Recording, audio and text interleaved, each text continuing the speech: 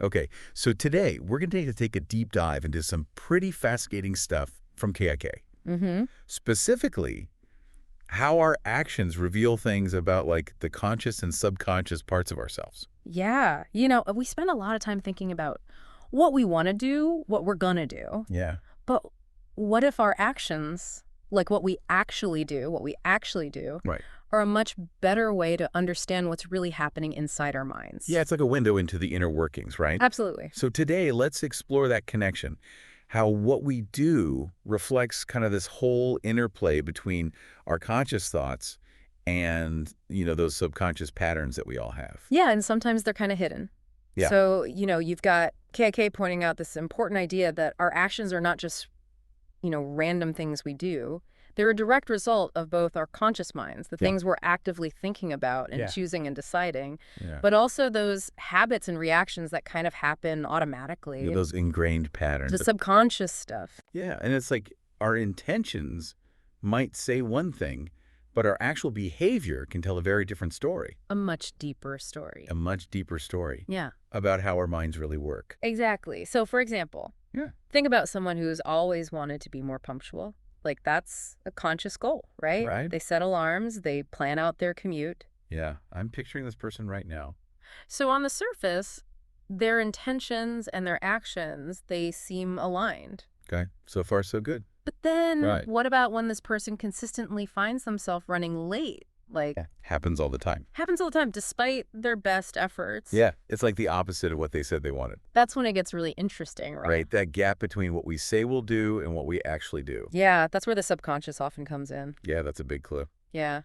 Maybe deep down they don't believe being a little late is such a big deal. Mhm. Or maybe there's some kind of subconscious resistance to a super rigid schedule. So even though consciously they want to be on time, that repeated action of being late, that's giving us a glimpse into these deeper patterns. Like a little red flag. It is. It is. Okay, so if our actions can tell us so much, KIK suggests that we really need to pay close attention to what we're actually doing right, not just what we're thinking. Yes, it's not enough to just sort of float along with our intentions. Yeah, You've got to become an observer of your own behavior and really pay attention. become almost like a scientist of yourself. Yeah, exactly. Which is a deep dive into your own. It is, and it allows you to move past those kind of surface level explanations you give yourself. Yeah, And start to identify these subconscious drivers that are really running the show. which we might not even be aware of. Exactly. Right, and so our actions, they give us this concrete data Yeah.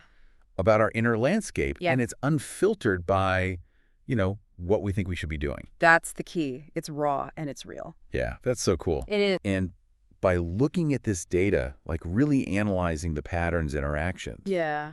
we can uncover truths about ourselves, Yeah. things that we may not have even known consciously. Totally. Like you're following a trail that leads right back to your subconscious. It's fascinating. It is fascinating. Yeah, and these patterns, once we see them, they can reveal so much about, our deeply held beliefs, Yes. maybe even fears, Mm-hmm. or those automatic coping mechanisms that we've developed that have been shaping our responses to things and our decisions without us even knowing it. Exactly. Right. And so Kiyake is making this point that once we have that self-awareness, then we can start to align our conscious goals with our subconscious actions. Yes. Like we can actually start to intentionally change things, Right, because when you understand those deeper patterns, that's where the power to change them lies. but it all starts with that awareness, right? It does. So for example, let's say, someone finds themselves always avoiding difficult conversations, Mm-hmm. but they want to be more assertive. Right, they have this goal. Yeah. So noticing that avoidance, that's the first step. Right. Just that recognition. Yes, and then you can start to look at, okay, what's the fear behind that avoidance? Yeah. Where's that coming from? Exactly. Yeah. And then you can consciously practice taking small steps Okay. towards being more direct in your communication. So cool. It is. It's like you're retraining your responses. Wow, this is so powerful. It is. So I think what we're taking away from KI here is that our actions aren't just things we do. They're like a powerful lens through which we can really understand our own minds.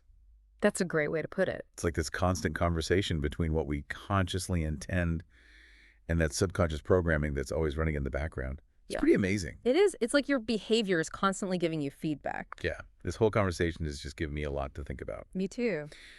So for everyone listening out there, take a moment to think about an action you've taken recently that you found yourself reflecting on afterwards. Yeah. Maybe something that surprised you even. And ask yourself, what might that action upon closer examination reveal about what's happening beneath the surface? Yeah, about your own mind. What's going on in that interplay between, your conscious intentions and those maybe less obvious subconscious influences? That's a great question to ponder. Yeah, it's definitely worth exploring. It is. Thanks for joining us on this deep dive today. Absolutely. It's been a pleasure. It has. Take care. You too.